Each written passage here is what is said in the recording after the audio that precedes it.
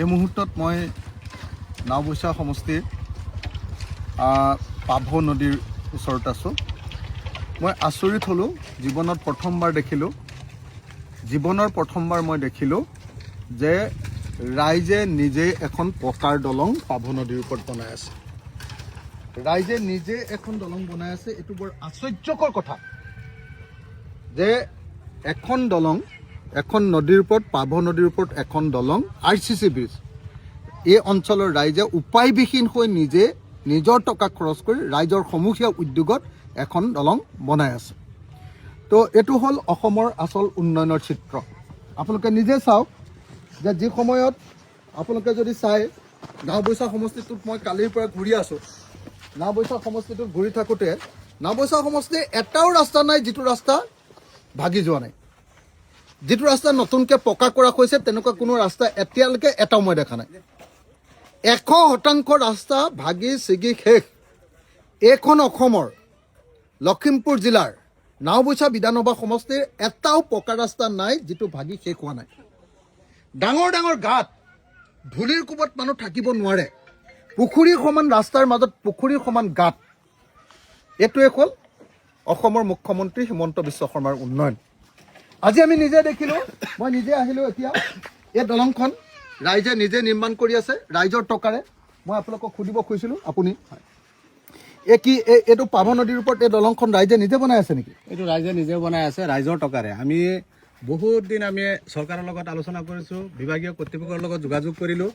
আমাৰ কোনো ধৰণৰ সুবিধা এইটো দলং নহ'লে আমাৰ ধৰ্মপুৰ আৰু বালিটিকাৰ যিটো লিংক ৰাস্তা, এই স্বাধীনোত্তৰ কালৰ পৰা যায়। এইটো আপোনাৰ NH 15 যিটো ৰাজালী ৰাস্তা, ৰাজালীৰ পৰা একেবাৰে ফতেপুৰ তিনিআলিলৈ আমি অহা যোৱা কৰিব পাৰোঁ। এইটো বহুত হাজাৰ হাজাৰ মানুহৰ, হাজাৰ মানুহ, স্কুলীয়া ল'ৰা ছোৱালীৰ পৰা আৰম্ভ কৰি বিজনেছমেন মানুহখিনি। আৰু এই পইচাটো কোনে দিব? এই গোটেই পইচাখিনি আমি ৰাইজৰ পৰা লৈ আছো, সংগ্ৰহ কৰি আছে। 500,000 টকা তেনেকে দিয়া আছে। কিমান টকা খৰচ হ'বগে? অতি কমেও 50 লাখ মান টকা খৰচ হ'ব। 50 লাখ খৰচ হ'ব আৰু ৰাইজৰ টকাৰে আপোনালোকে তুলিবলৈ চেষ্টা কৰিছে। ইতিমধ্যে আমাৰ 8-10 লাখ টকা খৰচ হৈ গ'ল। 8-10 লাখ খৰচ কৰিলো আৰু দ্ৰুত গতিৰে কাম চলি আছে। দিনে ৰাতিয়ে ৰাইজে সহায় কৰি আছে, আমি নিজে লাগি আছো, কাম কৰি আছো। মই এজন বিৰোধী দলৰ বিধায়ক।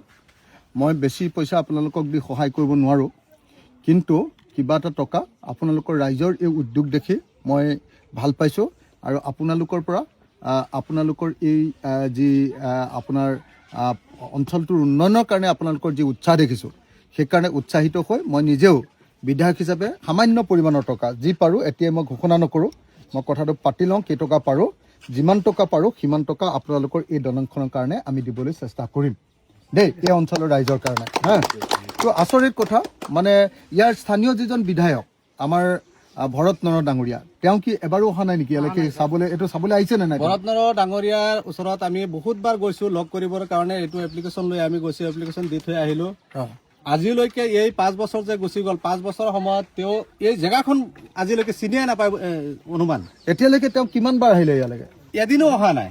আৰু এনে ইলেকশ্যন জিকাৰ পাছত তেওঁ নাওবৈচালৈ কিমান বাৰ আহিছে? আমি দেখাই পোৱা নাই, মানুহটোৰ চেহেৰাই আমি দেখা পোৱা নাই। আমাৰ নাওবৈচা সমষ্টিৰ ভিতৰত তেওঁৰ চেহেৰা আজিলৈকে মই 5 বছৰ হৈ গ'ল। এইটো আপোনালোকক মই এটা কথা আপোনালোকক কৈ থওঁ যে মোৰে সতীৰ্থ, বিধানসভাৰ মোৰে সতীৰ্থ আৰু মই বৰ শ্ৰদ্ধা কৰা এজন বিধায়ক ভৰত নৰ ডাঙৰীয়া।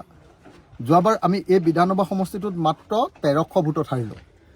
আমাৰ আজিজুৰ ৰহমান মাত্ৰ 1300 ভোটত হাৰি কংগ্ৰেছ দলৰ ভৰত নৰ জিকিলে। কিন্তু ভৰত নৰ ডাঙৰীয়া এই বিধানসভা সমষ্টিত জিকাৰ পাছত এটাও কাম নকৰিলে। আৰু মানৱ ডেকা নামৰ এজন বিধায়ক আছে লখিমপুৰৰ, সেই মানুহটোৱে গোটেই নাওবৈচাৰ ৰাস্তা পদূলিবিলাক কাটি নি বেলেগ ঠাইত লগাই দিছিলে। এই মানুহটো এটা অত্যন্ত বদমাছ মানুহ, 2 নম্বৰী মানুহ। এই মানুহটোৱে বিজেপি দলৰ এই মানুহজনে MLA মানৱ ডেকাই এই সমষ্টিৰ গোটেই উন্নয়নমূলক কাম কাজবিলাক স্তব্ধ কৰি দিছে আৰু ইয়াৰ পইচা পাতি বেলেগ ঠাইলৈ স্থানান্তৰিত কৰিছে। তাৰ লগত MP কি কয় আপোনাৰ, ইয়াৰ MP প্ৰধান বড়ো এই গোটেই কাণ্ডটোৰ লগত জড়িত। গতিকে বিজেপি দলটোৱে, বিজেপি চৰকাৰে একদম পৰিকল্পিতভাৱে নাওবৈচা বিধানসভা সমষ্টিটোক ধ্বংস কৰি পেলাইছে। গতিকে এইবাৰ আমি ৰাইজৰ দলৰ হৈ ডাক্তৰ হৰিকান্ত দাসক ইয়াত উঠাইছোঁ। তেখেত অনুসূচিত জাতি ছাত্ৰ সন্থাৰ প্ৰাক্তন সভাপতি ডাক্তৰ হৰিকান্ত দাস মোৰ ভাইটি। এইবাৰ আমি ভাবিছোঁ যে এইবাৰ নিশ্চিতভাৱে নাওবৈচা সমষ্টিৰ পৰা কংগ্ৰেছ দল নহয় ৰাইজৰ দলৰ কেণ্ডিডেটক আপোনালোকে জয় কৰক। মই নিজে দায়িত্ব ল'ম। আপোনালোকক মই এটা কথা কৈছোঁ, মই শিৱসাগৰৰ বিধায়ক, ময়ো অপজিশ্যনৰ বিধায়ক, ভৰত নৰহো অপজিশ্যনৰ বিধায়ক, কিন্তু মোৰ তাততো এনেকৈ ৰাস্তা ভাগাচি পেলাই থোৱা নাই।